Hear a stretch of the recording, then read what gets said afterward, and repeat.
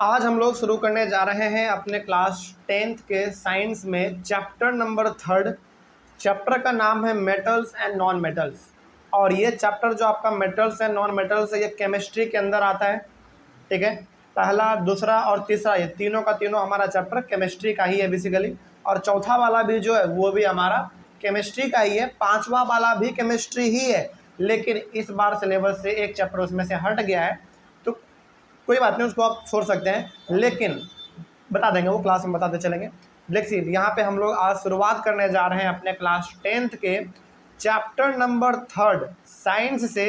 Chapter का नाम है मेटल्स एंड नॉन मेटल्स। देखिए, मेटल्स एंड नॉन मेटल्स ऐसा ये वर्ड है ना जो कि हम लोगों ने कई बार सुन रखा है अभी तक फिलहाल, यानी कि क्लास 10th में हम लोग इसको पढ़ रहे हैं, तो ऐसा नहीं है कि इसको हम लोग पहली बार सुन रहे हैं, है ना। तो मेटल्स और नॉन मेटल्स क्या होता है हम लोग पहले से भी जानते हैं, लेकिन इस चैप्टर में हम लोग मेटल्स और नॉन मेटल्स के बारे में डीप नॉलेज लेने वाले हैं, यानी कि गहराई से बात करने वाले हैं हम लोग इसमें। ठीक है, थोड़ा सा डीप में बात करेंगे। अभी तक जो आप जानते थे वो थोड़ा सा आपका बेसिक था। ठीक है, तो इस चैप्टर में हम लोग बेसिक भी सीखेंगे और इसका स्टैंडर्ड लेवल भी सीखेंगे, यानी कि टफ से लेकर हार्ड तक के चीज़ों को हम लोग अपने चैप्टर में पढ़ेंगे। तो चैप्टर का नाम basically metals and non metals है। तो इस पूरे चैप्टर में दो ही चीज़ों के ऊपर आपका बात होता रहेगा हमेशा, पहला मेटल्स और दूसरा हमारा नॉन मेटल्स। चलिए शुरुआत किया जाए, कोई दिक्कत है ना समझने में? आगे चलिए देखा जाए ध्यान से। सबसे पहले पॉइंट में लिखा गया है कि there are 115 elements known at present. अच्छा, किसी किसी बुक में ना 118 एलिमेंट भी लिखा गया है, तो उससे आप कंफ्यूज मत होइएगा। ठीक है, अलग अलग बुक में, किसी बुक में 115 लिखा हुआ होगा, किसी बुक में 118 लिखा हुआ होगा, कोई दिक्कत नहीं है। आप दोनों में से कोई एक भी एग्जाम में लिख देंगे ना, यदि पूछा जाए तो आपका काम बन जाएगा। ओके, तो यहाँ पे कहा जा रहा है कि अभी फिलहाल प्रेजेंट में 115 या फिर 118 एलिमेंट खोजे जा चुके हैं। ठीक है, आगे बढ़ते हैं। On the basis of their properties elements can be classified as metals and non metals. अब एलिमेंट के प्रॉपर्टी को देखते हुए हमने एलिमेंट को दो अलग अलग कैटेगरी में बांट रखा है। एलिमेंट के प्रॉपर्टी को देखते हुए एलिमेंट को हमने दो अलग अलग प्रॉपर्टी में बांट रखा है, अलग अलग प्रॉपर्टी में डिवाइड, यानी कि अलग अलग कैटेगरी में हमने उसको डिवाइड कर दिया है। पहला कैटेगरी है हमारा मेटल्स का और दूसरा कैटेगरी है हमारा नॉन मेटल्स का। ठीक है, तो सबसे हमारा, इसको आप ऐसे भी समझ लीजिए कि हमारा मेन हेडिंग है एलिमेंट और इसका दो अलग अलग ब्रांच निकला हुआ है, एक मेटल और एक नॉन मेटल। इन्हीं के बारे में हम लोग यहाँ पे देखेंगे। तो चलिए सबसे पहले हम लोग बात कर लेते हैं कि आखिर इस एलिमेंट का, यानी कि मेटल्स और नॉन मेटल्स का फिजिकल प्रॉपर्टी क्या है, क्योंकि हमने एलिमेंट को किस आधार पर बांट रखा है, उसके फिजिकल प्रॉपर्टी के आधार पर। यानी कि फिजिकल प्रॉपर्टी का मतलब होता है कि ऊपर ऊपर से मेटल्स और नॉन मेटल्स देखने में कैसा लगता है। जैसे यदि कोई आपसे पूछे कि आपका फिजिकल प्रॉपर्टी क्या है, तो आप क्या बोलोगे कि ऊपर ऊपर से आपको क्या देखने में लग रहा है आपके बॉडी के ऊपर। जैसे मान लीजिए फिजिकल प्रॉपर्टी का मतलब होता है कि किसी भी चीज़ का जब आप उसको पहली बार देख रहे हैं तो उसमें आप क्या ऑब्जर्व कर पा रहे हैं। यदि हमसे कोई पूछे कि बताओ युवराज का फिजिकल प्रॉपर्टी क्या है, तो हम क्या बोलेंगे कि दो आँख है, दो कान है, मुंह है, बाल है, हाथ है, पैर है। तो फिजिकल प्रॉपर्टी का सिंपल सा मतलब है कि जो आप देख पा रहे हो ऊपर ऊपर से, वही हो गया उसका फिजिकल प्रॉपर्टी। ठीक है, अंदर क्या उसके बॉडी के अंदर हमको नहीं मालूम। अंदर तो हार्ट है, किडनी है, फिर से हमारा लीवर है, पेनक्रियाज है, बहुत सारी चीज़ें। अंदर से मतलब नहीं है हम लोगों को, बाहर से फिजिकल अपीयरेंस का कैसा है उसी को हम लोग कहते हैं फिजिकल प्रॉपर्टी। तो एलिमेंट का, यानी कि मेटल और नॉन मेटल्स का क्या फिजिकल प्रॉपर्टी है, वो किस प्रकार का ऊपर ऊपर से देखने में लगता है, इसी के बारे में हम लोग पहले यहाँ पे बात करेंगे। तो सबसे पहला हम लोग आज डिस्कस करने जा रहे हैं फिजिकल प्रॉपर्टी, वो भी किसका, मेटल्स का। उसके बाद फिर डिस्कस करेंगे नॉन मेटल्स का। यहाँ पे आप ध्यान में ये बात रखिएगा कि जो बात मेटल्स में लिखा हुआ होगा वही बात हमारा उल्टा करके लिख दिया गया होगा किसमें, नॉन मेटल्स से। मतलब कि पॉजिटिव सेंस में यदि हमारा मेटल्स में लिखा गया है तो यही पॉजिटिव सेंस हमारा नेगेटिव सेंस बन जाएगा किसमें, नॉन मेटल्स में। ठीक है ना, चलिए शुरू करते हैं, ध्यान से समझते हुए चलिएगा। अच्छा, इसमें ना आप यहाँ पे ध्यान रखिए, फिजिकल प्रॉपर्टी इसमें जो है हमारा वो ABCDE ये सब वाला है। ठीक है, इस बीच बीच में जो हमने एक एक पॉइंट यहाँ पे डाल रखा है डॉट डॉट करके, ये सब उसके बारे में थोड़ा सा गहराई से जानकारी देने का मतलब है। ठीक है, तो यहाँ पे basically A B C D E F G H करके जो है वो फिजिकल प्रॉपर्टी है, और उसके अंदर में जो डॉट डॉट यानी कि बुलेट करके जो हमने लिखा है वो उसके बारे में थोड़ा सा ज़्यादा जानकारी है। तो जब भी आपसे मेटल्स के प्रॉपर्टी के बारे में पूछे तो आप ए बी सी डी वाला बताइएगा, ठीक है। और हाँ, यहाँ पे जो हमने बीच बीच में लिख रखा है ना, ये MCQ में आता है CBSE में, इसीलिए हमने उसको भी लिख रखा है। तो शुरू करते हैं। इसका सबसे पहला वाला प्रॉपर्टी मेटल का क्या है, देखिए, metals can be beaten into thin sheets with a hammer, this property is called malleability. मतलब कि मेटल्स को हम लोग हथौड़े से पीट पीट के उसको बहुत ही पतला बना सकते हैं। इसी प्रॉपर्टी को हम लोग कहते हैं मेलिएबिलिटी। जैसे आपका जो साइंस का बुक है आपके सामने जो खुला हुआ है, ये साइंस का बुक में बहुत सारे पेज हैं। उस पेज को हम लोग क्या कहते हैं, सीट कहते हैं। तो बहुत सारे पेज को यानी कि सीट को आपने कंबाइन किया तब जाके आपके पास एक मोटा सा साइंस का बुक बना। उसी प्रकार से यहाँ पे कहा गया है कि मेटल्स को हम लोग हथौड़े से पीट पीट के बहुत ही पतला यानी कि थीन सीट के रूप में उसको कन्वर्ट कर सकते हैं। ये इसका प्रॉपर्टी पहला हो गया, और इसी प्रॉपर्टी को हम लोग क्या कहते हैं, मेलिएबिलिटी कहते हैं। कोई दिक्कत इसमें? चलिए आगे बढ़ते हैं। तो कोई पूछे कि मेलिएबिलिटी का मतलब क्या होता है, तो मेलिएबिलिटी मेटल का वो प्रॉपर्टी है जिसमें हम लोग मेटल को पीट पीट के बहुत ही पतले रूप में कन्वर्ट कर सकते हैं, यानी कि पेज के जैसा बहुत पतला। इसी प्रॉपर्टी को हम लोग मेलिएबिलिटी कहते हैं। आगे बढ़ते हैं। इसमें एक पॉइंट बहुत ही इंपॉर्टेंट लिखा हुआ है, gold and silver are the most malleable metals, यानी कि गोल्ड हो गया और सिल्वर हो गया, ये बहुत ही ज़्यादा मेलिएबल मेटल है। अच्छा, मेलिएबिलिटी के जगह पे कई बार आपको मेलिएबल लिख जाएगा, वर्ड दिख जाएगा, घबराना नहीं है, दोनों का मतलब सेम है, ठीक है। तो गोल्ड हो गया और सिल्वर हो गया, ये बहुत ज़्यादा मेलिएबल मेटल है, मतलब कि इसको आप पीट पीट के बहुत ही पतला पेपर के रूप में कन्वर्ट कर सकते हैं, ठीक है। आगे बढ़ते हैं। इसका सेकेंड प्रॉपर्टी क्या है, देखो, metals can be drawn into thin wires, this property is called ductility। अब metals को हम लोग वायर के रूप में कन्वर्ट कर सकते हैं, यानी कि बहुत ही पतला उसको बना सकते हैं, वायर के जैसा, तार के जैसा। इस प्रॉपर्टी को हम लोग कहते हैं डक्टिलिटी। अच्छा, आपके मोहल्ले में जो वायर आपका लगा हुआ है, जो गवर्नमेंट लगा रखी है, वो किसका, वो जो वायर है वो कितना पतला है, बहुत पतला है।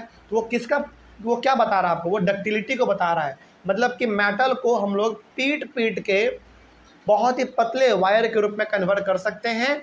इस प्रॉपर्टी को डक्टिलिटी कहते हैं, ठीक है। आगे बढ़ते हैं। फिर gold is the most ductile metal. अच्छा, डक्टिलिटी बोले या फिर डक्टाइल बोले, बात सेम है।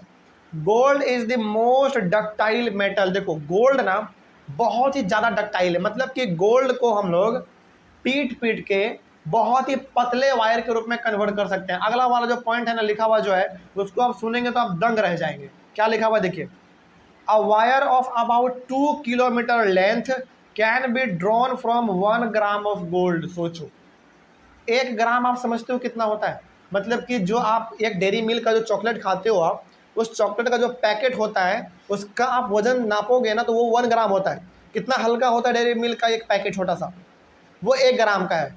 मतलब कि उतना हल्का 1 ग्राम गोल्ड को आप खींच के वायर के रूप में कन्वर्ट करके 2 किलोमीटर तक आप उसको खींच सकते हो। सोचो, 2 किलोमीटर का सिंपल सा मतलब है, यहाँ से लेकर, यानी कि अभी हम लोग लगभग पटना के महावीर मंदिर के पास रह रहे हैं, तो यहाँ से लगभग आपका राजा बाजार का जो पुल खत्म होता है ना, वहाँ तक 2 किलोमीटर आप मात्र 1 ग्राम सोने से इतना लंबा वायर आप खींच सकते हो। सोचो, मतलब कि ये तो धागा से भी बहुत पतला हो गया है कि नहीं।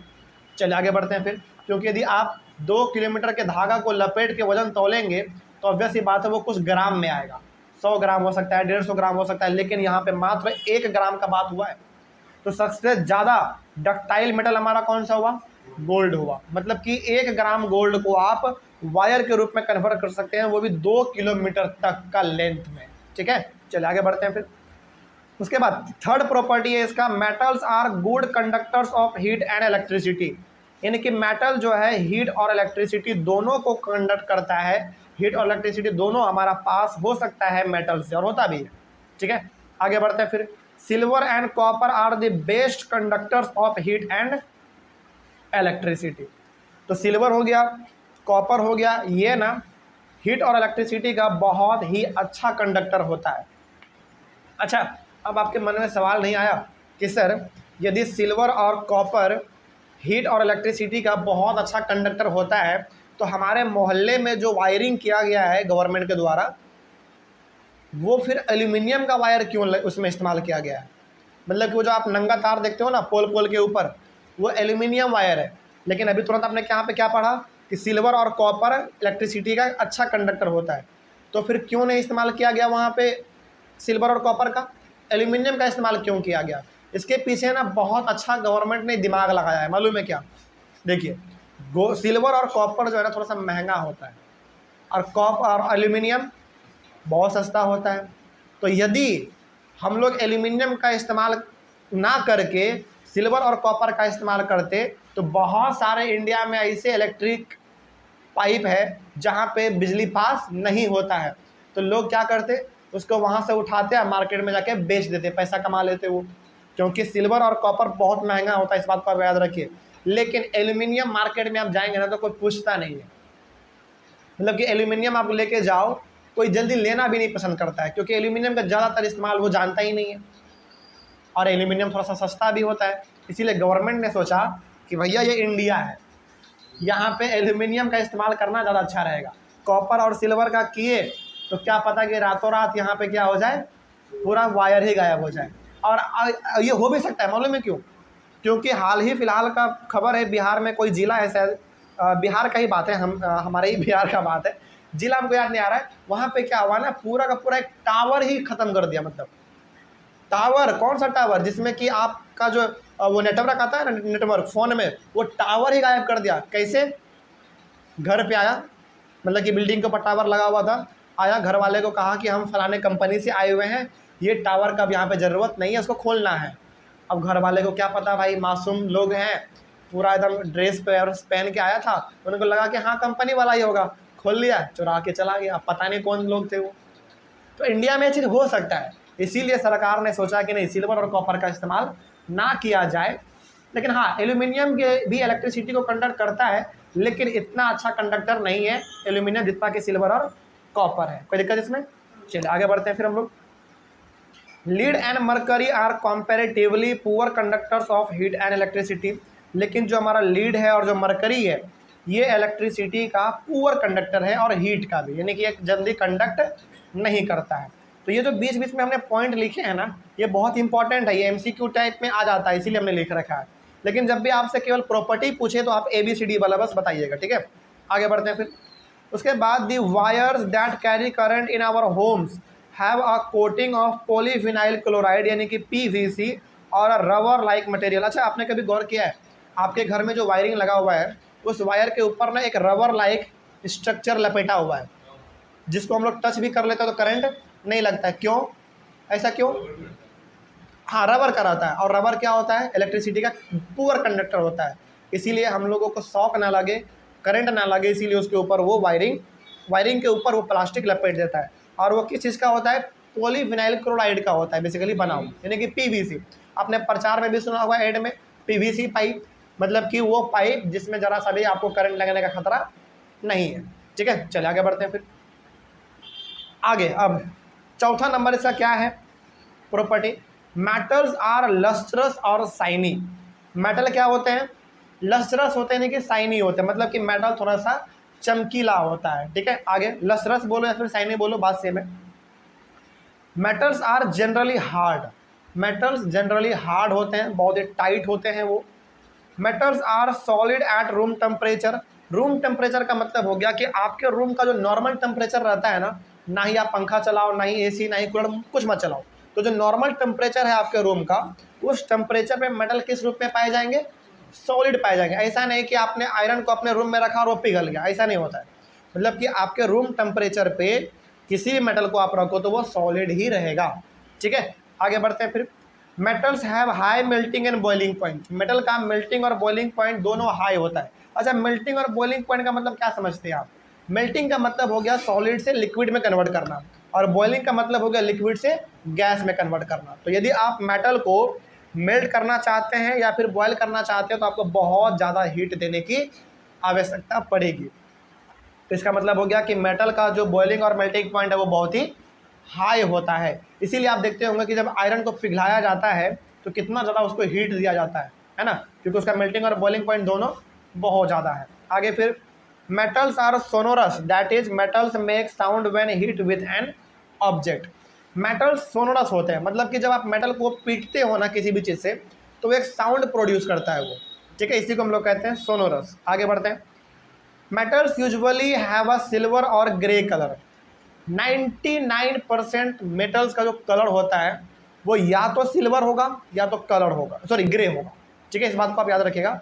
आप 99% मेटल को उठा के देख लीजिए, उसका कलर दो ही प्रकार का होगा, या तो सिल्वर कलर का होगा या तो फिर वो ग्रे कलर का होगा, ठीक है। आगे metals have high densities. High densities का मतलब है कि मेटल्स के पार्टिकल आपस में टाइटली पैक होते हैं। इसको आप ऐसे समझिए, आपके एक हाथ में 1 kg रुई है, कॉटन का रुई, और आपके एक हाथ में 1 kg का पत्थर है। बताइए ज़्यादा फैला हुआ कौन दिख रहा है आपको? रुई दिख रहा है। रुई फैला हुआ इसलिए दिख रहा है क्योंकि उसके पार्टिकल आपस में टाइटली पैक नहीं है, लेकिन पत्थर इतना ज़्यादा टाइटली पैक होने की वजह से वो बहुत ही छोटा आपको दिख रहा है आपके हाथ में। तो इसका मतलब हो गया कि पत्थर का डेंसिटी ज़्यादा है। डेंसिटी का मतलब सिंपल से समझिए, उसके पार्टिकल आपस में टाइटली पैक होंगे। तो मेटल्स के पार्टिकल आपस में टाइटली पैक होते हैं, इसलिए इसका डेंसिटी बहुत ज़्यादा हाई रहता है। ये सारा का सारा प्रॉपर्टी हमारा हो गया मेटल्स के बारे में। अब हम लोग बात कर लेते हैं नॉन मेटल्स के बारे में। देखिए यहाँ पे आप याद रखिएगा कि जो बात मेटल्स में कहा गया है उसी बात का उल्टा कहा गया है किसमें? नॉन मेटल्स में। तो इन दोनों में से आपको दोनों याद नहीं रखना है, दोनों में से कोई आप ये एक याद रख लो। और मेरा सजेशन आपको ये रहेगा कि आप मेटल्स वाले सारे प्रॉपर्टी को याद रख लो, नॉन मेटल्स वाला आप अपने आप लिख लीजिएगा, ठीक है। क्यों? क्योंकि सभी का इसका बस नेगेटिव सेंस में है, उल्टा है बस। चलिए इसको भी देख लेते हैं, देखते हैं क्या है। पहला प्रॉपर्टी है नॉन मेटल का, non metals can not be beaten into thin sheets with a hammer. आपने क्या पढ़ा मेटल में कि मेटल को हम लोग पीट पीट के थिन शीट्स में कन्वर्ट कर सकते हैं मेटल में, लेकिन नॉन मेटल में आप ऐसा नहीं कर सकते हैं। मतलब कि मेटल के पास मेलेबिलिटी वाला प्रॉपर्टी, सॉरी नॉन मेटल के पास मेलेबिलिटी वाला प्रॉपर्टी होता है क्या? नहीं होता है। इसका मतलब ये हो गया कि नॉन मेटल्स को आप चाहे कितना भी पीट लो, आप उसको थिन शीट में कन्वर्ट नहीं कर सकते हैं। इसका मतलब आप यहाँ पे ये भी लिख सकते हैं कि नॉन मेटल्स के पास मेलेबिलिटी वाला प्रॉपर्टी नहीं होता है, ठीक है। अगला बढ़ते हैं फिर। नेक्स्ट आपने क्या पढ़ा था मेटल में? नेक्स्ट आपने पढ़ा था कि मेटल्स को हम लोग थीन वायर के रूप में कन्वर्ट कर सकते हैं, लेकिन नॉन मेटल को आप नहीं कर सकते हो। वही इसमें लिखा हुआ है कि non metals can not be drawn into thin wires. Non metals को आप थीन वायर में कन्वर्ट नहीं कर सकते हो। इसका मतलब कि इसके पास डक्टिलिटी वाला प्रॉपर्टी भी नहीं होता है, ठीक है। आगे बढ़ते हैं फिर। Non metals are poor conductors of heat and electricity. आपने मेटल के बारे में पढ़ा कि मेटल हमारा हीट और इलेक्ट्रिसिटी का अच्छा कंडक्टर होता है, लेकिन नॉन मेटल हमारे हीट और इलेक्ट्रिसिटी का पुअर कंडक्टर होता है। मतलब कि नॉन मेटल हमारे इलेक्ट्रिसिटी और हीट को कंडक्ट करता ही नहीं है। आगे बढ़ते हैं फिर।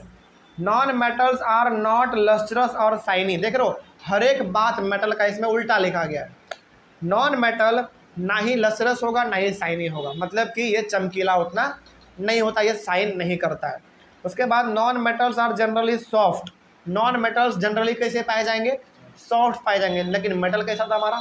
हार्ड था, ठीक है। आगे नॉन मेटल्स में बी सॉलिड, लिक्विड और गैसेस एट रूम टेम्परेचर। अच्छा, आपने मेटल के बारे में क्या पढ़ा था कि मेटल्स जो है रूम टेम्परेचर पे जनरली सॉलिड होता है, लेकिन नॉन मेटल्स रूम टेम्परेचर पे सॉलिड भी हो सकता है, लिक्विड भी हो सकता है और गैस भी हो सकता है। ये सब आगे एग्जाम्पल देंगे, सारा मिलेगा इसमें, बस अभी आप प्रॉपर्टी देखते चलिए।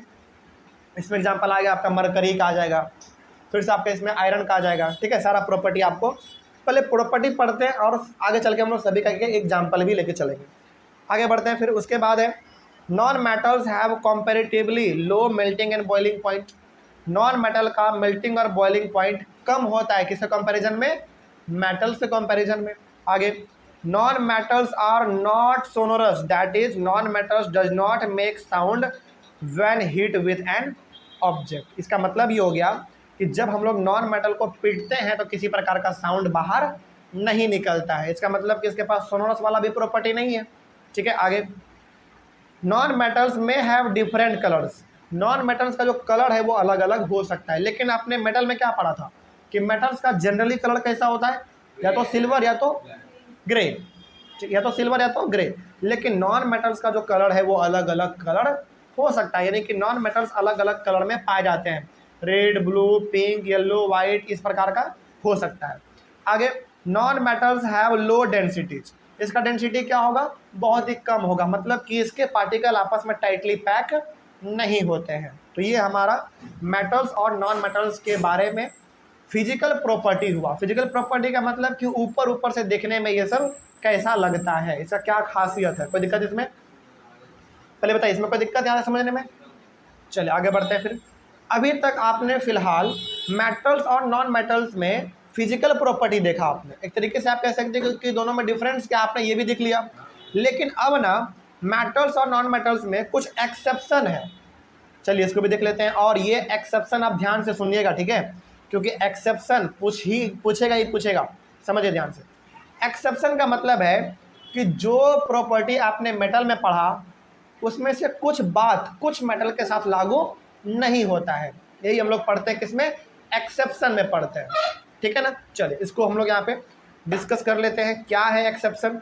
सबसे पहला तो आपको ये मालूम होना चाहिए कि एक्सेप्शन में हम लोग पढ़ते क्या है, वो चीज़ पढ़ते हैं जो आपने, जैसे मेटल में आपने क्या पढ़ा, मेटल में आपने अलग अलग प्रॉपर्टी पढ़ा, तो उसमें से कुछ प्रॉपर्टी कुछ मेटल के साथ लागू नहीं होता है, उसी को हम लोग एक्सेप्शन कहते हैं।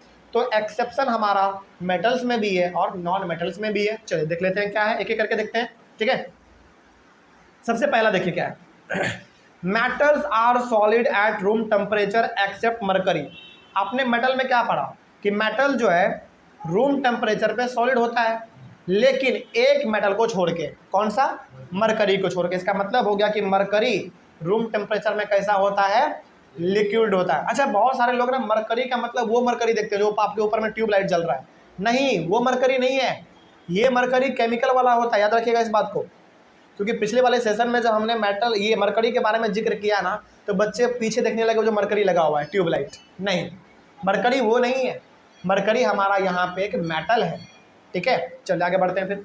तो हर एक, यानी कि हर मेटल रूम टेम्परेचर पे सॉलिड होगा एक्सेप्ट मरकरी, यानी कि मरकरी हमारा रूम टेम्परेचर पे लिक्विड होता है, सॉलिड नहीं होता, ये एक्सेप्शन है, याद रखिएगा। आगे बढ़ते हैं फिर। Metals have high melting and boiling points except gallium and caesium, these two metals will melt if we keep them on our palm। आपने ये भी पढ़ा कि मेटल जो है जनरली उसका मेल्टिंग और बॉइलिंग पॉइंट हाई होता है, बस दो मेटल को छोड़ के, कौन सा, गैलियम और केजियम। तो गैलियम और केजियम ये ऐसे दो मेटल्स हैं जिसके पास ना ही मेल्टिंग पॉइंट और बॉइलिंग पॉइंट हाई है, इसके पास हाई मेल्टिंग बॉइलिंग पॉइंट नहीं है, मतलब कि इसका मेल्टिंग और बॉइलिंग पॉइंट इतना लो है कि आप इसको हाथ में लोगे और ये अपने आप पिघलना शुरू हो जाएगा, सोचो, यानी कि इसको हीट देने की जरूरत नहीं है, इन्वायरमेंट में जो हीट प्रेजेंट है उतना ही से ये पिघलना शुरू कर देता है। आपने पढ़ा कि मेटल का मेल्टिंग और बॉइलिंग पॉइंट दोनों हाई होता है एक्सेप्ट गैलियम और केजियम, यानी कि इसका मेल्टिंग और बॉइलिंग पॉइंट दोनों बहुत ही कम होता है, मतलब कि हाथ पे रखोगे ये पिघलना शुरू हो जाएगा और कुछ देर के बाद देखते देखते ये इन्वायरमेंट में गायब हो जाएगा, गैस के रूप में बन जाएगा, खत्म हो जाएगा ये, ठीक है। आगे बढ़ते, ये हो गया हमारा एक्सेप्शन दूसरा। तीसरा क्या है, मेटल्स आर जनरली हार्ड। आपने क्या पढ़ा कि मेटल जनरली कैसे होते हैं, हार्ड होते हैं, लेकिन सोडियम, लिथियम और पोटेशियम को छोड़ के। These metals can be cut with a knife, तो ये तीन मेटल को हम लोग चाकू से भी काट सकते हैं, मतलब कि ये उतना ज़्यादा हार्ड नहीं होता है, ठीक है। आगे बढ़ते हैं फिर आपने ये भी पढ़ा कि metals have high densities. Metals का डेंसिटी क्या होता है, बहुत ही हाई होता है, इसका मतलब कि मेटल्स के पार्टिकल आपस में टाइटली पैक होते हैं, लेकिन तीन मेटल को छोड़ के, सोडियम, लिथियम और पोटेशियम। अच्छा, सोडियम, लिथियम और पोटेशियम का डेंसिटी कम है, इसका मतलब है, कम होने का मतलब क्या है कि उतना हार्ड नहीं होगा, और चूंकि हार्ड नहीं है तो आप क्या कर सकते हो, इसको चाकू से भी काट सकते हो, कोई दिक्कत इसमें। तो ऊपर जो एग्जाम्पल था इसमें, वही सेम एग्जाम्पल हमारा इसमें भी है। तो ये हमारे कुछ एक्सेप्शन हो गए जो कि मेटल्स में पाए जाते हैं, इसी प्रकार का कुछ एक्सेप्शन हमारे नॉन मेटल्स में भी है, ठीक है। चलिए देखते हैं नॉन मेटल्स में क्या एक्सेप्शन है। सबसे पहला बात है, आपने पढ़ा कि non metals are not lustrous और शाइनी एक्सेप्ट आयोडीन। आपने पढ़ा कि नॉन मेटल्स शाइनी नहीं होता है एक्सेप्ट आयोडीन, यानी कि आयोडीन कैसा होता है, हमारा चमकीला होता है, ठीक है। आगे बढ़ते हैं फिर। आगे फिर non metals are generally soft except diamond. आपने क्या पढ़ा था कि नॉन मेटल्स कैसे होते हैं, सॉफ्ट होते हैं, लेकिन डायमंड को छोड़ के दुनिया का सबसे हार्ड सबस्टांस क्या है मालूम है, डायमंड है।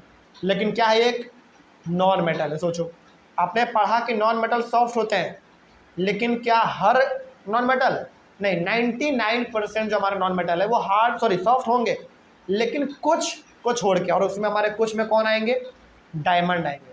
तो डायमंड इतना हार्ड होता है कि आप इसको ना पीटते पीटते बुढ़ापे तक चले जाओगे, लेकिन ये कभी टूटेगा नहीं, इतना हार्ड होता है। ठीक है, और डायमंड का इस्तेमाल हम लोग मालूम है किस लिए करते हैं, क्या, हाँ, डायमंड का इस्तेमाल हम लोग बड़े बड़े पत्थर को तोड़ने के लिए इस्तेमाल करते हैं। मालूम है क्यों, क्योंकि डायमंड तो पहली बात बहुत हार्ड रहता है, इसको आप किसी के साथ इस्तेमाल कर लो, इसको कोई फ़र्क पड़ेगा नहीं, सामने वाला टूट जाएगा, बिखर जाएगा, लेकिन इसमें कुछ नहीं होगा। ठीक है, आगे बढ़ते हैं। तो हमारा नॉन मेटल सॉफ्ट होता है लेकिन डायमंड को छोड़ के, इसका मतलब डायमंड हमारा क्या है, नॉन मेटल है, लेकिन वो कैसा है, बहुत ही हार्ड है। आगे आपने ये भी पढ़ा कि non metals have comparatively low melting and boiling point accept diamond. आपने ये भी पढ़ा कि नॉन मेटल का मेल्टिंग और बॉइलिंग पॉइंट बहुत ही लो होता है, बस एक नॉन मेटल को छोड़ के, वो कौन है, हमारा डायमंड। चूँकि डायमंड बहुत हार्ड है, इसका मतलब है कि इसको पिघालने के लिए आपको बहुत ज़्यादा हीट देने की आवश्यकता है। ठीक है, तो डायमंड का मेल्टिंग और बॉइलिंग पॉइंट बहुत ही ज़्यादा हाई होता है। आगे बढ़ते हैं, लास्ट है हमारा, non metals are poor conductors of heat and electricity. आपने ये भी पढ़ा कि नॉन मेटल्स जो है हीट और इलेक्ट्रिसिटी का पुअर कंडक्टर होता है, यानी कि ये जल्दी इलेक्ट्रिसिटी को कंडक्ट नहीं करता है, लेकिन एक नॉन मेटल को छोड़ के, वो हमारा है ग्रेफाइट। इसका मतलब कि ग्रेफाइट हमारा एक नॉन मेटल है जो कि हीट और इलेक्ट्रिसिटी कंडक्ट करता है। और ग्रेफाइट का ना सबसे अच्छा एग्जाम्पल देते हैं आपको, ग्रेफाइट का सबसे अच्छा एग्जाम्पल है आपका पेंसिल का, वो जो अंदर में रहता है पूरा ग्रे कलर का, जिससे आप लिखते हो पेंसिल के अंदर पूरा, वही आपका ग्रेफाइट है। मतलब कि वो ग्रेफाइट हमारा इतना पावरफुल है कि उससे हीट और इलेक्ट्रिसिटी दोनों पास कर सकता है, और करता भी है। कभी ट्राई मत करना, करंट लग जाएगा। ठीक है, चलिए आगे बढ़ते हैं। तो ये हमारा कुछ एक्सेप्शन होगा किसमें, नॉन मेटल्स में। अच्छा, अब ना यहाँ पे एक इम्पॉर्टेंट नोट हम आपको दे देना चाहते हैं, जो कि एनसीईआरटी बुक में भी मेंशन किया गया है।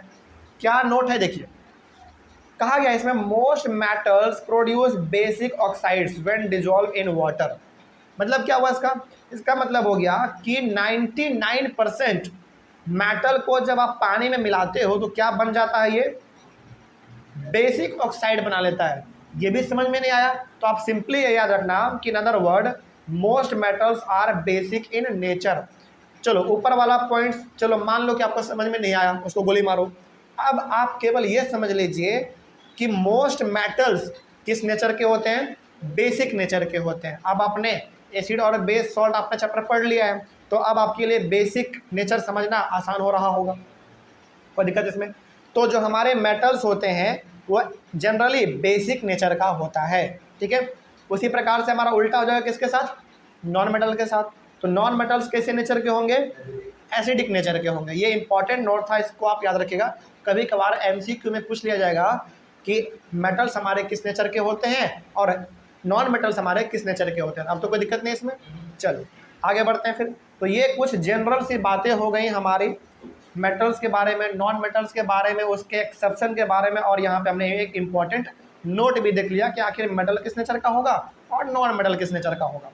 चलिए अगले वाले क्लास से हम लोग शुरू करेंगे अपना बहुत ही important topic, chemical properties of metals. अभी तक आपने केवल और केवल फिजिकल प्रॉपर्टी पढ़ा मेटल और नॉन मेटल का, अब हम लोग शुरू करेंगे केमिकल प्रॉपर्टी मेटल और नॉन मेटल का। ठीक है, कोई दिक्कत इसमें। फिजिकल प्रॉपर्टी का मतलब होता है कि ऊपर ऊपर से दिखने में वो आपको कैसा दिख रहा है। केमिकल प्रॉपर्टी का मतलब है कि उसके अंदर क्या क्या खूबी है। ठीक है, तो इसको हम लोग अपने अगले वाले क्लास से शुरू करते हैं। तब तक के लिए थैंक यू वेरी मच। आज का टॉपिक है हमारा केमिकल प्रॉपर्टीज ऑफ मेटल्स। देखिए, इस टॉपिक को पढ़ने के लिए आपके सामने यदि दिया हुआ नोट्स है तो आप उसको खोल के रखेंगे, और यदि आपके सामने बुक है तो बुक को रखिए, क्योंकि बहुत कुछ इसमें से हमारा जो रिएक्शन है वो बुक से ही लिया गया है। जो अभी आपके सामने आप उसको खोल के रखिए, क्योंकि दोनों में लगभग सेम चीज़ है, लगभग नहीं पूरा सेम चीज़ है। ठीक है, तो जिसके पास बुक है बुक खोल के रखिए, और जिसके पास नोट्स है वो नोट्स खोल के रखिए। और ऑनलाइन वाले बच्चे, आपके पास अभी फिलहाल नोट्स नहीं है तो आप अपने सामने बुक खोल के रखिए, और बुक से यहाँ पे आप थोड़ा सा कनेक्ट करते चलिएगा। ठीक है, चलिए आगे बढ़ते हैं, क्योंकि बुक से पढ़ने का फील अलग है, नोट से पढ़ने का अपना अलग मजा है। तो तो बुक आपके सामने होना चाहिए, तभी आपको थोड़ा सा अच्छा लग पाएगा। देखिए ध्यान से इसमें क्या कहा गया है। केमिकल प्रॉपर्टीज ऑफ मेटल्स में हम लोग ये पढ़ेंगे कि आखिर मेटल्स का क्या केमिकल प्रॉपर्टी है, मतलब कि मेटल के अंदर क्या क्या गुण है। चलिए, इसमें हमारा अलग अलग टॉपिक है और अलग अलग टॉपिक में अलग अलग बातें कही गई हैं, तो उनको हम लोग एक एक करके देख लेते हैं। पहला टॉपिक है इसके अंदर, what happens when metals are burned in air. यानी कि एक टॉपिक अपने आप में क्वेश्चन बन गया है आपका, क्योंकि लास्ट में क्वेश्चन मार्क लग दिया। कह रहा है ना कि क्या होगा जब मेटल्स को हम लोग जलाएंगे, किसके प्रेजेंस में, एयर के प्रेजेंस में। तो वही कहा गया है कि what happens when metals are burned in air. इसका मतलब है कि सिंपल सा यह कह रहा है कि क्या होगा जब हम लोग मेटल्स को जलाएंगे एयर के प्रेजेंस में, क्या होगा। चलो जरा देखते हैं क्या होगा। Almost all metals combine with oxygen यानी कि air to form metal oxide. यानी कि लगभग हर मेटल्स ऑक्सीजन के साथ रिएक्ट करता है और वो क्या बनाता है, मेटल ऑक्साइड बनाता है। इसी चीज़ को यदि आप और शॉर्ट में लिखना चाहते हैं तो आप क्या लिख सकते हो, मेटल प्लस ऑक्सीजन क्या बनेगा, मेटल ऑक्साइड बनेगा। चलिए इसका एक एग्जांपल ले लेते हैं, आपको समझ में ज़्यादा आ जाएगा। दो एग्जांपल है हमारा यहाँ पे, दोनों में से कोई आप एक एग्जांपल याद रख लेना, एग्जाम में बहुत है। देखिए कॉपर हमारा क्या है, एक मेटल है, और यहाँ पे हमारा O2 का मतलब क्या है, एयर या फिर ऑक्सीजन आप कह सकते हैं। इन दोनों को जब आपस में हम रिएक्ट करवाएंगे तो हमारे सामने बन के आएगा कॉपर ऑक्साइड। तो क्या ये हमारा मेटल ऑक्साइड हुआ। कॉपर का मतलब क्या, मेटल, O का मतलब क्या, ऑक्साइड। तो क्या ये हमारा मेटल ऑक्साइड बना, बिल्कुल मेटल ऑक्साइड बना। तो यहाँ पे हमारा बन गया कॉपर ऑक्साइड, जो कि कलर में कैसे होंगे, ब्लैक होंगे। ठीक है, तो सारा बात हम यहाँ पे लिख दिए हैं। आगे बढ़ते हैं, एक एग्जांपल और इसका देख लेते हैं। एल्यूमिनियम को आप रिएक्ट करवाओ ऑक्सीजन के साथ, यानी कि एल्यूमिनियम भी हमारा क्या है, एक मेटल ही है, तो रिएक्ट करेगा तो ये हमारा बनेगा एल्यूमिनियम ऑक्साइड। तो यहाँ से आपने ये समझा, पहला बात आपने ये समझ लिया कि जब हमारा मेटल एयर के साथ यानी कि ऑक्सीजन के साथ रिएक्ट करता है तो हमारा मेटल ऑक्साइड बनाता है। कोई दिक्कत है इसमें। चलिए आगे बढ़ते हैं, दो एग्जाम्पल आपके सामने था, दोनों में से कोई आप एक याद रख लीजिएगा और एग्जाम में आएगा तो आप इसको लिख दीजिएगा। आगे बढ़ते हैं, फिर देखते चलते हैं आगे। उसके बाद कहा गया है metal oxides are basic in nature but some metal oxides such as aluminium oxide, zinc oxide etcetera so both acidic as well as basic behaviour. देखिए ऊपर में ना आपके सामने जो ऑक्साइड बन के आया, पहला कॉपर ऑक्साइड और दूसरा हमारा एल्यूमिनियम ऑक्साइड। अधिकतर मेटल ऑक्साइड हमारे कैसे नेचर के होते हैं, बेसिक नेचर के होते हैं। समझिएगा ध्यान से, यहाँ पे थोड़ा सा ना घुमाया जाएगा आपको, लेकिन यहाँ पे आप सतर्क हो जाइए। पहले यहाँ पे जो हमारा मेटल ऑक्साइड बना है, पहले वाले में कॉपर ऑक्साइड, दूसरे वाले में एल्यूमिनियम ऑक्साइड, अधिकतर ऑक्साइड हमारे किस नेचर के होंगे, बेसिक नेचर के होंगे। लेकिन कुछ मेटल ऑक्साइड है जो कि दोनों प्रकार का नेचर शो करता है, एसिडिक भी और बेसिक भी। जैसे एल्यूमिनियम ऑक्साइड हो गया हमारा, जिंक ऑक्साइड हो गया, ये दोनों प्रकार के नेचर को शो करता है, एसिडिक और बेसिक दोनों। तो such metal oxide can react with both acids as well as bases to produce salts and water.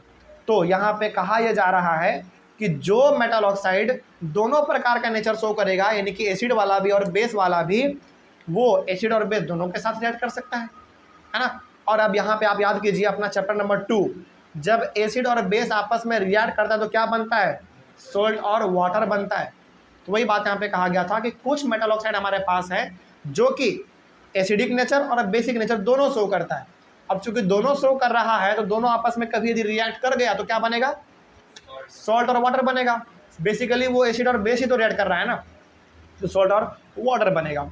आगे बढ़ते हैं, फिर एम्फोटेरिक ऑक्साइड क्या होता है, वही बात है जो आपने यहाँ पे अभी पढ़ा ना, वही हमारा amphoteric oxide. Those metal oxides which can react with both acids as well as bases to produce salts and water are known as amphoteric oxide. यानी कि वही मेटल ऑक्साइड जो दोनों प्रकार का नेचर शो करे, एसिडिक और बेसिक दोनों, और चूंकि वो दोनों नेचर शो कर रहा है तो एसिड और बेस दोनों के साथ रिएक्ट कर सकता है। तो जब रिएक्ट करेगा तो क्या बनाएगा, एसिड और बेस, जब रिएक्ट करता है तो सॉल्ट प्लस वाटर बनता है। तो इसी ऑक्साइड को हम लोग कहते हैं एम्फोटेरिक ऑक्साइड। तो सिंपल सा बात याद रखिएगा, एम्फोटेरिक ऑक्साइड का मतलब होता है जो मेटल ऑक्साइड दोनों प्रकार का नेचर शो करे, एसिडिक और बेसिक दोनों, और जब ये रिएक्ट करेंगे तो सोल्ट और वाटर बनेगा। तो इस प्रकार के मेटल ऑक्साइड को हम लोग एम्फोटेरिक ऑक्साइड कहते हैं। इसका भी हमारे पास दो एग्जांपल है, चलिए इसको भी देख लेते हैं हम लोग। पहला हमारे पास है एल्यूमिनियम ऑक्साइड। तो एल्यूमिनियम ऑक्साइड हमारा क्या है, एक एम्फोटेरिक ऑक्साइड है, इसको पहले रिएक्ट करवाएंगे HCl यानी कि एसिड के साथ, उसके बाद फिर रिएक्ट करवाएंगे इसको बेस के साथ। ठीक है, चलिए तो पहले एल्यूमिनियम ऑक्साइड को, यानी कि हमारा एक एम्फोटेरिक ऑक्साइड है क्योंकि ये दोनों प्रकार के नेचर शो करते हैं, एसिडिक और बेसिक दोनों, तो इसको पहले आप रिएक्ट करवाओ एसिड के साथ यानी कि HCl के साथ, तो क्या बनेगा AlCl3 जो कि एक सॉल्ट है, और वाटर तो हमारा बनेगा ही। यानी कि बेसिकली अब यहाँ पे आप बताइए एल्यूमिनियम ऑक्साइड को एसिड के साथ आप रिएक्ट करवा रहे हो, तो बेसिकली आप क्या रिएक्ट करवा रहे हो आपस में, एसिड और बेस को रिएक्ट करवा रहे हो। तो जब एसिड और बेस रिएक्ट करते हैं आपस में तो सॉल्ट और वाटर बनता है। ठीक है, आगे बढ़ते हैं, फिर से हमारा वही चीज़ है, यहाँ पे एल्यूमिनियम ऑक्साइड है तो ये दोनों प्रकार के नेचर शो करेगा, एसिडिक और बेसिक दोनों, क्योंकि ये एम्फोटेरिक ऑक्साइड है। और आगे हम लोग इसको रिएक्ट करवा रहे हैं NaOH यानी कि बेस के साथ। अच्छा, हमने बताया था आपको कि NaOH को कैसे पहचानते हैं, जिसके लास्ट में OH लग जाए वो हमारा बेस है। ठीक है ना, तो ये हमारा बेस के साथ रिएक्ट कर रहा है, तो बताइए ये भी एक्चुअली में तो एसिड और बेस ही आपस में रिएक्ट कर रहे हैं ना। एम्फोटेरिक ऑक्साइड का मतलब दोनों नेचर है इसके पास, और ये हमारा बेस के साथ रिएक्ट कर रहा है, तो ये भी हमारा सॉल्ट और वाटर ही बनाएगा। तो दिक्कत इसमें, तो ये हो गया हमारा पूरा का पूरा एम्फोटेरिक ऑक्साइड के बारे में। अच्छा, जब ये एम्फोटेरिक ऑक्साइड के बारे में पूछे तो पहले आप इसके डेफिनेशन को लिखिएगा, और हो सके तो इसका 2 नहीं तो फिर आप एक एग्जाम्पल इसका दे दीजिएगा। ठीक है, इन दोनों में से कोई एक एग्जाम्पल आप दे दीजिएगा। चलिए आगे बढ़ते हैं, फिर आगे बढ़ते हैं। अगला पॉइंट कहा गया है most metal oxides are insoluble in water but some of these dissolves in water to form alkali। अधिकतर मेटल ऑक्साइड पानी में घुलते नहीं है, यानी कि मेटल ऑक्साइड को आप पानी में मिलाओगे तो वो घुलेगा नहीं। जैसे यहाँ पे हमारा एग्जांपल, जैसे आप मान लीजिए एल्यूमिनियम ऑक्साइड का ही ले लीजिए, ये हमारा क्या एक मेटल ऑक्साइड है, तो यदि आप इसको पानी में मिलाओगे ना तो ये जल्दी मिलेगा नहीं, घुलेगा नहीं। लेकिन कुछ हमारे पास ऐसे मेटल ऑक्साइड हैं जो कि पानी में आराम से घुल जाते हैं। और याद कीजिए अपना चैप्टर नंबर 2, जो मेटल ऑक्साइड पानी में घुल जाए उसको हम लोग क्या कहते थे, अल्कलीज कहते थे। याद आ गया।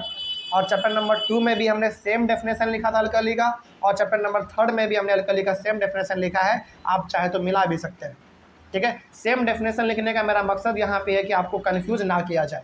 ओके, आगे बढ़ते हैं। तो फिर हमारा वही बात है, अल्कली का मतलब क्या हो गया, bases which are soluble in water are called alkalis. तो वो बेस जो कि पानी में आराम से घुल जाए उस प्रकार के बेस को हम लोग अल्कलीज के नाम से जानते हैं। ठीक है, एग्जांपल देख लीजिए आप, sodium oxide and potassium oxide dissolve in water to form alkalis as follows. 2 example हमारे पास यहाँ पे, पहला सोडियम ऑक्साइड का, दूसरा हमारा पोटेशियम ऑक्साइड का।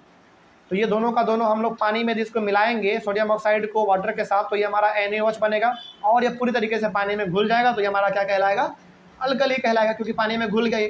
उसी प्रकार से हमारा पोटेशियम ऑक्साइड के साथ है, पोटेशियम ऑक्साइड को यानी कि K2O को H2O के साथ आपस में आप मिलाएंगे तो ये भी आपका KOH बनेगा, जो भी ये भी हमारा एक अल्कली है, यानी कि ये भी पानी में पूरी तरीके से डिजॉल्व हो जाएगा, सोल्यूबल है, तो ये भी हमारा एक अल्कली हो गया। तो अल्कली के बारे में भी पूछे तो आप ये 2 एग्जाम्पल में से कोई एक एग्जाम्पल आप दे सकते हैं। इसमें कोई डाउट किसी को, कोई समस्या इसमें? चलिए आगे बढ़ते हैं। फिर नेक्स्ट है हमारा, नेक्स्ट टॉपिक है basically what happens when metals react with water. अभी तक आपने मेटल्स का रिएक्शन देखा किसके साथ, एयर के साथ। अब आप देखो मेटल का रिएक्शन वाटर के साथ। देखिए टॉपिक बिल्कुल छोटा सा देखने में लगता है, लेकिन इसके अंदर ना बहुत गहरा गहरा बात लिखा हुआ होता है। तो चूंकि ये चैप्टर थोड़ा सा बड़ा है, कॉन्सेप्चुअल है, और इसमें से सवाल बहुत सारे आते हैं MCQ टाइप, तो इसको आप ध्यान से समझते हुए चलिएगा, हर पॉइंट इसमें इंपॉर्टेंट है। ठीक है, शुरू करते हैं। तो क्या होगा जब मेटल्स हमारा वाटर के साथ रिएक्ट करेगा, देखते हैं क्या होगा। देखिए metals react with water to produce metal oxide and hydrogen gas. पहले ही बात में कह दिया है कि जब मेटल हमारा वाटर के साथ रिएक्ट करेगा तो मेटल ऑक्साइड बनाएगा और हाइड्रोजन गैस बनाएगा। इसको यदि आप सिंप्लीफाई करके लिखना चाहते हो तो आप कैसे लिख सकते हो, मेटल प्लस वाटर क्या बनाएगा, metal oxide plus hydrogen gas. ठीक है, ये हमारा बनेगा। चलिए एग्जांपल इसका देख लेते हैं। इसका एग्जांपल हमारा यहाँ पे एक है Na यानी कि सोडियम हमारा क्या है, मेटल है, इसको आप रिएक्ट करवा रहे हो वाटर के साथ यानी कि H2O के साथ, तो क्या बनना चाहिए आपके हिसाब से, मेटल ऑक्साइड और हाइड्रोजन गैस। तो क्या बना, देखो सोडियम ऑक्साइड बना। सोडियम ऑक्साइड का मतलब यहाँ पे सोडियम का मतलब मेटल, ऑक्साइड का मतलब ऑक्सीजन, तो क्या ये मेटल ऑक्साइड हुआ, मेटल ऑक्साइड का मतलब यहाँ पे सोडियम ऑक्साइड, सिंपल सा बात है। मेटल का मतलब सोडियम, ऑक्साइड का मतलब ऑक्सीजन, ये हमारा बन गया, और लास्ट में हाइड्रोजन गैस तो निकल ही रहा है। तो ये हमारा हो गया एक एग्जाम्पल तब का जब हमारा मेटल वाटर के साथ रिएक्ट करेगा तब, इसमें कोई दिक्कत नहीं। आगे बढ़ा जाए, उसके बाद आगे बढ़िए। देखिए अभी तक आपने मेटल को वाटर के साथ रिएक्ट किया तो आपके सामने मेटल ऑक्साइड और हाइड्रोजन गैस निकला। लेकिन अब क्या होगा जब metal oxide react with water to produce metal hydroxide? अब आप क्या कर रहे हो, मेटल ऑक्साइड को ही पानी के साथ रिएक्ट करवा रहे हो। देखो ऊपर वाला रिएक्शन देखो, ऊपर वाले में आपने क्या किया, सोडियम को वाटर के साथ रिएक्ट किया तो आपने बनाया Na2O यानी कि सोडियम ऑक्साइड। अब इसी सोडियम ऑक्साइड को आप दोबारा पानी के साथ रिएक्ट करवाओ तो क्या बनेगा, मेटल हाइड्रो ऑक्साइड बनेगा। एग्जाम्पल हमारा सेम है, तो इस वाले Na2O को ऊपर से उठा के हमने पानी के साथ यहाँ पे मिला दिया तो क्या बनेगा, मेटल ऑक्साइड रिएक्ट करेगा वाटर के साथ तो मेटल हाइड्रो ऑक्साइड बनेगा। देखते हैं क्या बन रहा है। Na2O हमारा क्या, एक सोडियम ऑक्साइड वाटर के साथ रिएक्ट कर रहा है तो NaOH जो कि हमारा क्या है, एक मेटल हाइड्रो ऑक्साइड है। यहाँ पे मेटल के लिए क्या है Na और हाइड्रोक्साइड के लिए क्या है OH, तो ये हमारा हो गया मेटल हाइड्रोक्साइड यानी कि सोडियम हाइड्रोक्साइड। कोई दिक्कत इसमें? तो यहाँ पे ना अभी तक आपने दो बात समझा। पहला ये कि जब मेटल वाटर के साथ रिएक्ट करेगा तो वो मेटल ऑक्साइड और हाइड्रोजन गैस बनाएगा, लेकिन जब मेटल ऑक्साइड ही पानी के साथ रिएक्ट कर जाए तो वो हमारा मेटल हाइड्रो ऑक्साइड बनाता है। ठीक है ना। एग्जाम्पल भी हमने यहाँ पे दोनों का एक एक दे दिया है। कोई दिक्कत यहाँ से समझने में? चलिए आगे बढ़ते हैं। नीचे अब हमारा कुछ इंपॉर्टेंट बात लिखा गया, जैसे देखो यहाँ पे metals like sodium and potassium react violently with cold water. अच्छा यहाँ पे ना अब हम लोग मेटल का रिएक्शन देखने वाले हैं कोल्ड वाटर के साथ, हॉट वाटर के साथ और स्टीम के साथ यानी कि भाप के साथ। ठीक है, इसको भी आप ध्यान से देखते चलिए क्योंकि इसमें से सवाल बहुत बार सीबीएसई पूछा है। सबसे पहला यहाँ पे पॉइंट में कहा गया है कि मेटल्स जैसे सोडियम और पोटासियम ये बहुत ही तगड़ा रिएक्ट करता है कोल्ड वाटर के साथ। यानी कि सोडियम और पोटासियम को यदि आप ठंडे पानी में डालते हो ना तो बहुत भयंकर रिएक्ट करेगा, ये बहुत बड़े लेवल पे ये आग को प्रोड्यूस करता है। ठीक है, वायलेंटली का मतलब है बहुत गंदा ये रिएक्ट करता है, मतलब कि बहुत बड़े लेवल पे ये हीट प्रोड्यूस करता है। कब? जब सोडियम और पोटासियम किसके साथ रिएक्ट करेगा, ठंडे पानी के साथ, कोल्ड वाटर के साथ। The reaction is so violent and exothermic, इतना तगड़ा रिएक्शन होता है कि बहुत ही बड़े लेवल पे ये हीट प्रोड्यूस करता है। ठीक है, तो कैसा ये नेचर में है, एक्सोथर्मिक के नेचर में, यानी कि हीट प्रोड्यूस करता है। Evolve hydrogen gas immediately catches fire, और जब रिएक्ट करेगा तो हाइड्रोजन गैस निकलेगा और उस हाइड्रोजन गैस के पास यदि गलती से आप आग लेके चले गए तो आग पकड़ लेगा, क्योंकि हाइड्रोजन गैस नेचर में कैसा होता है, कैसा, आग पकड़ने वाला होता है बेसिकली, बहुत ज़्यादा आग पकड़ता है। अब इसका एग्जांपल आप देख लीजिए, नीचे सोडियम है, आप उसको वाटर के साथ रिएक्ट करवा रहे हो, वो भी कैसा वाटर, कोल्ड वाटर, तो क्या बन रहा है NaOH H2 यानी कि हाइड्रोजन गैस, और क्या बन रहा है हमारा, हीट एनर्जी, यानी कि हीट तो निकलेगा ही। ठीक है, तो ये हमारा प्रोडक्ट निकल गया। आगे बढ़ते हैं फिर के, सोडियम का आपने देख लिया, पोटेशियम का भी देख लो।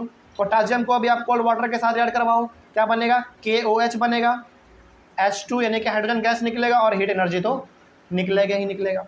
तो ये हमने सोडियम और पोटेशियम का रिएक्शन देखा ठंडे पानी के साथ। आगे बढ़ते हैं, उसके बाद the reaction of calcium with water cold और हॉट इज लेस वायलेंट, यानी कि कैल्शियम का जो रिएक्शन है ठंडे और गर्म पानी के साथ, चाहे ठंडा पानी हो चाहे गर्म पानी हो, कैल्शियम का रिएक्शन उतना तगड़ा नहीं होता। हालांकि रिएक्ट तो करेगा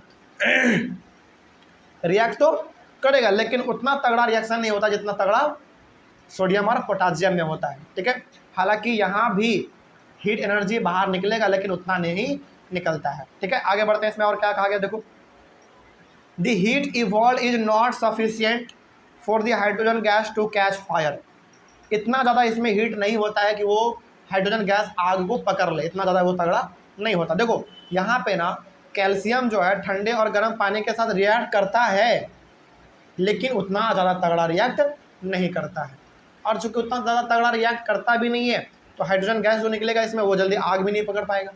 ठीक है, आगे calcium starts floating because reaction हमारे यहाँ पे दिया हुआ है, कैल्शियम को आप वाटर के साथ रिएक्ट करवाओ, ये वाटर ठंडा भी हो सकता है और गर्म भी हो सकता है। ठीक है, दोनों हो सकता है इसमें, तो CaOH2 बनेगा और हमारा हाइड्रोजन गैस तो निकलेगा ही।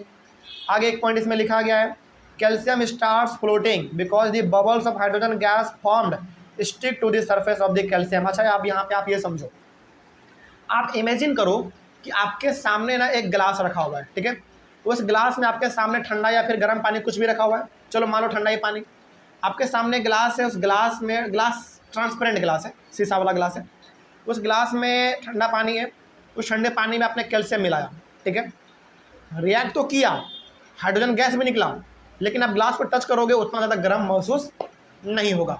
लेकिन आप उस ग्लास में एक चीज़ गौर करोगे कि जो कैल्शियम आपने डाला था ना पानी में, वो कैल्शियम ऊपर में तैर रहा है। किसके साथ? हाइड्रोजन गैस के बबल्स के साथ। यानी कि हाइड्रोजन गैस जो है वो बबल्स के रूप में चिपक गया है किसके साथ? कैल्शियम के साथ। तो आपको कैल्शियम जो है पानी के ऊपर फ्लोट करता हुआ दिखाई देगा, यानी कि तैरता हुआ दिखाई देगा। तो ये बात हो गया हमारा कैल्शियम के बारे में। कोई दिक्कत इसमें? चलिए आगे बढ़ते हैं। फिर उसके बाद हम लोग बात कर लेते हैं अब मैग्नीशियम के बारे में। Magnesium do not react with cold water. Magnesium जो है कोल्ड वाटर के साथ रिएक्ट नहीं करता है, ठीक है। फिर ये किसके साथ रिएक्ट करता है भाई? It reacts with hot water. तो ये हॉट वाटर के साथ रिएक्ट करता है to form magnesium hydroxide and hydrogen gas.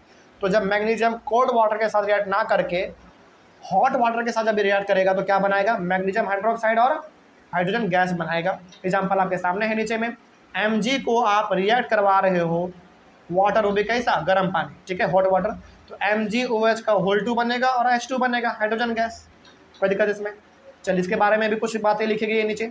It also starts floating due to the bubbles of hydrogen gas stick to the surface of the magnesium. इसमें भी आप वही इमेजिन कर लो कि ग्लास था, ग्लास में पानी रखा हुआ था, गर्म पानी, उसमें हमने मैग्नीशियम को डाला, हाइड्रोजन गैस तो निकला, लेकिन वो हाइड्रोजन गैस क्या हो गया? उसके साथ मैग्नीशियम जाके चिपक गया। इसलिए आप देखेंगे कि ऊपर में आपका ग्लास के ऊपर मैग्नीशियम तैरता हुआ आपको दिखाई देगा, ठीक है ना। आगे बढ़ते हैं। यहाँ से सवाल भी आता है कि मैग्नीशियम तैरता हुआ क्यों दिख रहा है आपको, फ्लोट करता हुआ क्यों दिख रहा है? क्योंकि हाइड्रोजन गैस उसके साथ जाके चिपक गया है, इसीलिए, ठीक है। और चूंकि हाइड्रोजन गैस और गैस का नेचर क्या होता है? हमेशा ऊपर इन्वायरमेंट में जाके मिलना होता है उसका, इसीलिए वो ऊपर में आपको तैरता हुआ दिखाई देगा, कैल्शियम के केस में भी और मैग्नीशियम के केस में भी। आगे बढ़ते हैं। फिर उसके बाद कहा गया है metals like aluminium, iron and zinc do not react either with cold और हॉट वाटर। लेकिन हमारे पास कुछ और भी मेटल है जैसे एल्यूमिनियम, आयरन और जिंक। ये ऐसे मेटल है जो कि ना ही ठंडे पानी के साथ रिएक्ट करेगा, ना ही गर्म पानी के साथ रिएक्ट करेगा। फिर ये रिएक्ट किसके साथ करता है? ये रिएक्ट करता है स्टीम के साथ, यानी कि भाप के साथ, ठीक है। But they react with steam to form metal oxide and hydrogen gas. लेकिन ये रिएक्ट करेगा भाप के साथ। अच्छा, भाप हमारा क्या होता है? भाप बेसिकली वाटर ही तो होता है, और वो कैसा वाटर? Hot water. जैसे हम लोग की मम्मी जब घर में कुकर में दाल बनाती है तो गैस हमारा बाहर निकलता है, वो गैस कैसा होता है? गर्म होता है। और वही गैस हमारे तरीके से किसका रूप है?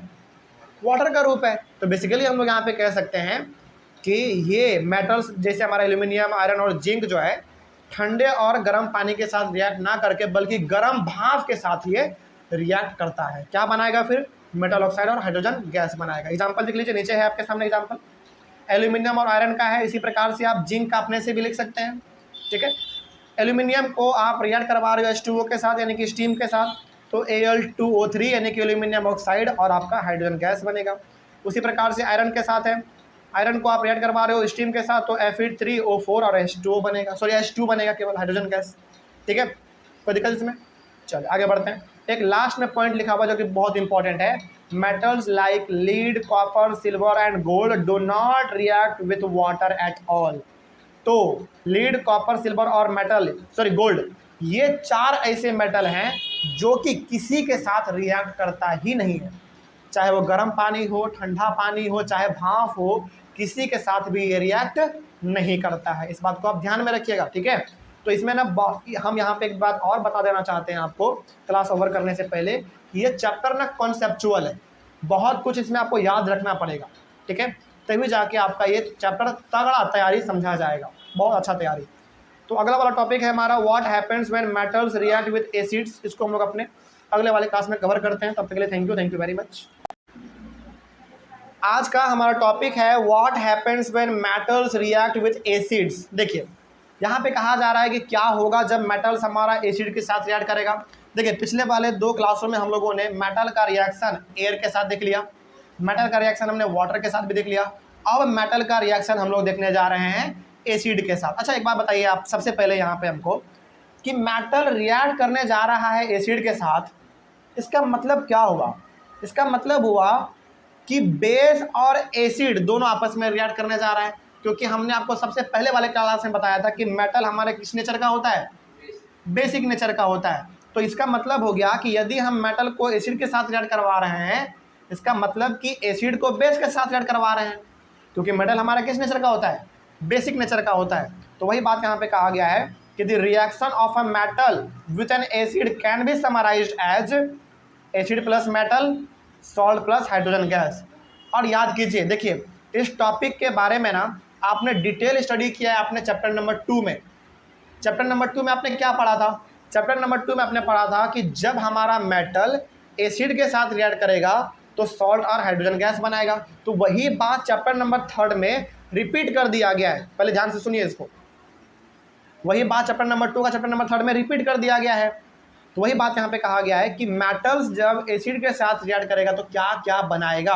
तो मेटल एसिड के साथ रिएक्ट कर रहा है, इसका सिंपल सा मतलब है कि मेटल हमारा बेसिक नेचर का होता है। तो जब हम लोग मेटल को एसिड के साथ रिएक्ट करवा रहे होंगे, इसका मतलब कि बेस को एसिड के साथ रिएक्ट करवा रहे होंगे, यानी कि एसिड और बेस जब हमारा रिएक्ट करता है तो क्या बनता है? सॉल्ट और हाइड्रोजन गैस। क्या ये बात आपको चैप्टर नंबर 2 का सेम नहीं लग रहा है? बिल्कुल सेम है, और हमने सेम बात भी लिखा है। आप नोट्स पलट के देखेंगे तो आपको सेम चीज़ और सेम टर्म भी लिखा हुआ आपको मिल जाएगा।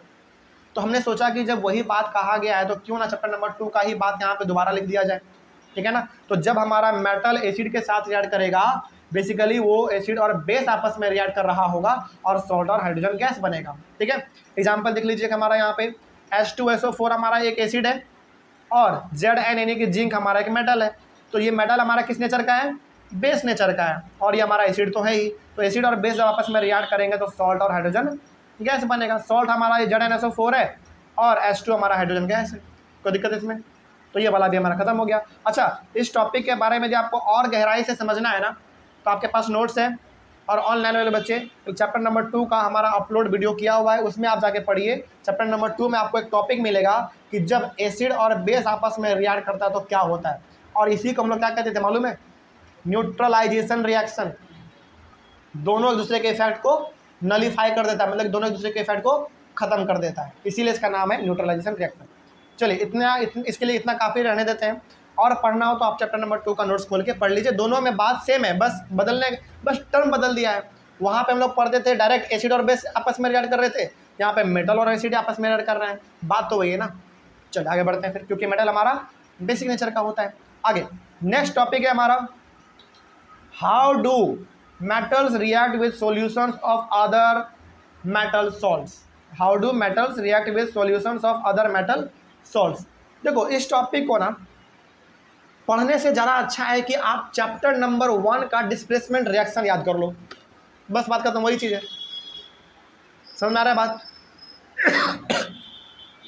यदि आपको ये टॉपिक समझ में नहीं आ रहा है, हालांकि हम समझा देते हैं पहले, यदि समझ में नहीं आ रहा है तो आप सिंपली आप चैप्टर नंबर 1 का, हमने आपको 5 टाइप के रिएक्शन पढ़ाए हैं, कम्बिनेशन, डिकम्पोजिशन, उसके बाद फिर डिस्प्लेसमेंट, डबल डिस्प्लेसमेंट और रेडॉक्स। इसमें जो सिंपल डिस्प्लेसमेंट रिएक्शन है ना, उसको आप यदि मालूम कर लेते हो तो ये टॉपिक आपका कंप्लीट है। क्या लिखा हुआ है इसमें देख लेते हैं। Reactive metals can displace less reactive metals from there compounds in solution और मोल्टेन फॉर्म।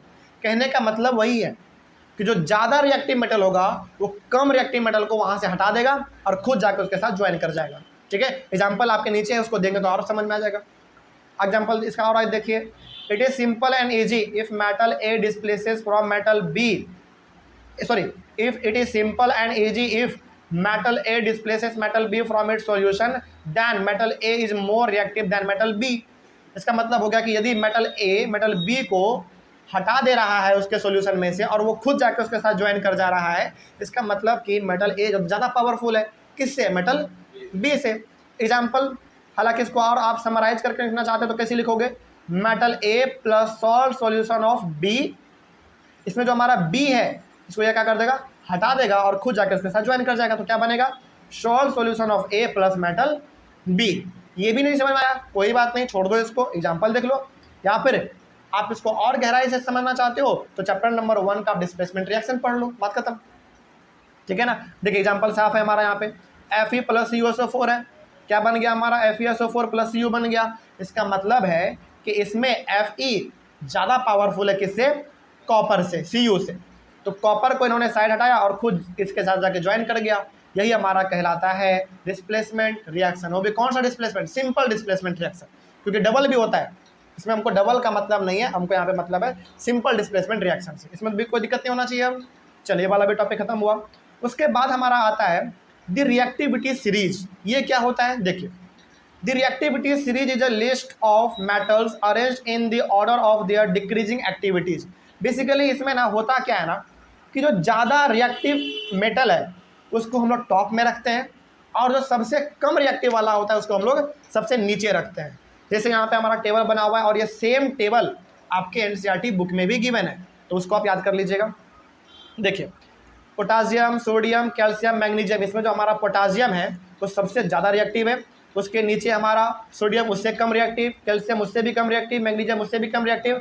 यानी कि जैसे जैसे हम लोग नीचे की ओर बढ़ेंगे वैसे वैसे हमारा मेटल रिएक्टिव कम होता चला जाएगा। तो सबसे टॉप में हमारा पोटासियम तो सबसे ज़्यादा रिएक्टिव है और सबसे नीचे में है हमारा गोल्ड, तो ये हमारा सबसे कम रिएक्टिव है। तो ये किस ऑर्डर में दिया गया है, डिक्रीजिंग ऑर्डर में दिया गया है, यानी कि जो सबसे पावरफुल वो सबसे टॉप पे और जो सबसे कम पावरफुल वो सबसे नीचे यानी कि बॉटम में। तो यही हमारा होता है रिएक्टिविटी सीरीज। तो रिएक्टिविटी सीरीज बेसिकली हमको एक लिस्ट बताता है मेटल्स का कि कौन सबसे ज़्यादा पावरफुल है और कौन सबसे कम पावरफुल है। कोई दिक्कत इसमें, इसको आप याद कर लीजिएगा। और ये याद करना बहुत इंपॉर्टेंट है, क्योंकि जब तक आप इसको याद नहीं कर पाइएगा तब तक आप डिस्प्लेसमेंट रिएक्शन के सवालों को बना ही नहीं पाइएगा। ठीक है, चलिए आगे बढ़ते हैं फिर। अब नेक्स्ट टॉपिक हमारा शुरू होता है, how do metals and non metals react. देखिए इस टॉपिक में ना बेसिकली हम लोगों को इलेक्ट्रॉन डॉट स्ट्रक्चर के बारे में पढ़ना होता है। हालांकि एक भी इलेक्ट्रॉन डॉट स्ट्रक्चर नोट्स में बना हुआ नहीं है, तो क्या इसको हम लोग नहीं पढ़ने वाले हैं, पढ़ने वाले हैं, बल्कि इसको और बेहतर तरीके से पढ़ने वाले हैं हम लोग अपने बोर्ड पे आके। तो आज हम लोग इस क्लास को यहीं पे ख़त्म करेंगे स्क्रीन पे, और क्योंकि अगले वाले क्लास में हम लोग शुरू करेंगे इसको, और अगले वाले क्लास में हम लोग इलेक्ट्रॉन डॉट स्ट्रक्चर को बोर्ड पे आके समझेंगे। क्योंकि हर साल बोर्ड में, मतलब कि बोर्ड का सीबीएसई का ये नेचर रहा है कि वो हर साल इलेक्ट्रॉन डॉट स्ट्रक्चर एक सवाल पूछ ही रहा है। आप पिछले साल का भी पेपर देखेंगे उठा के, उसमें एक सवाल पूछा गया है, अब वो सवाल कैसा भी हो सकता है। तो इस टॉपिक के अंदर बेसिकली हम लोगों को इलेक्ट्रॉन डॉट स्ट्रक्चर सबसे पहले पढ़ना होता है, उसको हम लोग अपने अगले वाले क्लास में यानी कि कल पढ़ेंगे, वो भी बोर्ड पे आके, क्योंकि इसको स्क्रीन पे समझना बहुत ही मुश्किल है। ठीक है, चलिए। अच्छा, इसमें ना कुछ 3 पॉइंट लिखे हुए हैं, उसको हम लोग एक बार पढ़ लेते हैं पहले। हालांकि इन तीनों के बारे में कल ही बताएंगे आपको। आयनिक कंपाउंड क्या होता है, देखो the compounds which are formed by the transfer of electrons from a metal to a non metal are known as ionic compounds. यानी कि इलेक्ट्रॉन का यहाँ पे ट्रांसफर होता है एक मेटल से एक नॉन मेटल में, तो इलेक्ट्रॉन का ट्रांसफर होने से जो हमारा कंपाउंड बनेगा उसी कंपाउंड को हम लोग कहेंगे आयनिक कंपाउंड। ठीक है, मतलब कि यहाँ पे एक मेटल और एक नॉन मेटल आपस में क्या करेंगे, इलेक्ट्रॉन का शेयर करेंगे कि हाँ भाई मेरे पास इलेक्ट्रॉन कम है, दे दो। अब कैसे शेयर करेगा, क्यों करेगा, कब करेगा, ये सारा का सारा बात हम लोग अपने अगले वाले क्लास में यानी कि कल देखेंगे। लेकिन सिंपल सा आप यहाँ पे याद रखिए कि जब एक मेटल एक नॉन मेटल आपस में इलेक्ट्रॉन का ट्रांसफर करके नया कोई कंपाउंड बनाते हैं, यानी कि नया कोई सबस्टांस बनाते हैं, तो जो सबस्टांस हमारा बनता है उसी को हम लोग कहते हैं आयनिक कंपाउंड। कोई दिक्कत इसमें, आगे बढ़ते हैं फिर। Ionic compounds are also known as electrovalent compound. Ionic compound को हम लोग इलेक्ट्रोवैलेंट कंपाउंड भी कहते हैं। क्यों मालूम है, क्योंकि ये किसके द्वारा बनता है, इलेक्ट्रॉन के ट्रांसफर से बनता है, इसलिए इलेक्ट्रॉन से वर्ड आ गया हमारा यहाँ पे इलेक्ट्रोवैलेंट। कोई दिक्कत नहीं इसमें। तो कोई पूछे कि आयनिक कंपाउंड को हम लोग इलेक्ट्रोवैलेंट कंपाउंड क्यों कहते हैं, इसलिए कहते हैं क्योंकि हमारा किसके थ्रू बनता है, इलेक्ट्रॉन के ट्रांसफर से बनता है, इसीलिए हम लोग इसको इलेक्ट्रोवैलेंट कंपाउंड कह देते हैं। तो आगे एक पॉइंट और लिखा हुआ है, we will see electronic configuration of, electronic configuration या फिर सिंपली इलेक्ट्रॉन डॉट स्ट्रक्चर, इसमें हम लोग देखेंगे। तो we will see electronic configuration of some metals and non metals, so don't worry. तो यहाँ पे आपको घबराना नहीं है, हमने लिख भी दिया है। इसके बारे में हम लोग डिटेल स्टडी कल करेंगे। इलेक्ट्रॉनिक कॉन्फिगरेशन क्या होता है ये भी जानेंगे, इलेक्ट्रॉन डॉट स्ट्रक्चर क्या होता है ये भी हम लोग जानेंगे, लेकिन अगले वाले क्लास में वो भी बोर्ड पे आके। आज के क्लास में कोई दिक्कत, तो अगले वाले क्लास में हम लोग इलेक्ट्रॉन डॉट स्ट्रक्चर शुरू करेंगे, उसके बाद फिर उसका आयनिक कंपाउंड का क्या क्या प्रॉपर्टी होता है ये भी हम लोग अपने अगले वाले क्लास में डिस्कस करेंगे। मिलते हैं हम लोग अपने अगले वाले क्लास में। Thank you very much and have a nice day.